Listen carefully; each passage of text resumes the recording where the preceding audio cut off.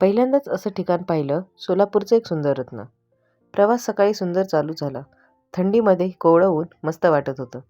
ही सोलापूरमध्ये एंट्री केल्यानंतर हनुमंताची मोठी मूर्ती दिसली. पाहून वाटलं दिवस चांगला जाणार.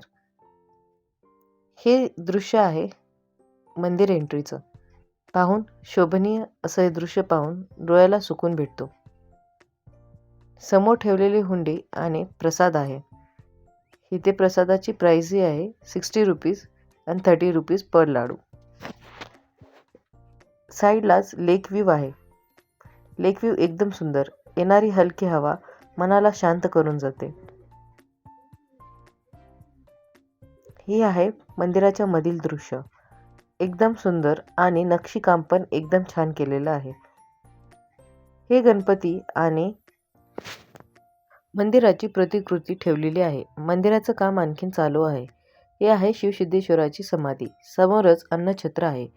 आज अन्नछत्रामध्ये मुलांची सहल आली होती आणि छोटे छोटे मुलं मस्तपैकी ते एन्जॉय करत होते. हा लेक व्ह्यू पाहून असं वाटत होतं की अजून थोड्या वेळ इथेच उभे राहावं. पण अजून काही सोलापूरचे रत्न एक्सप्लोअर करायचे होते. ते आपण नेक्स्ट पार्टमध्ये पाहू.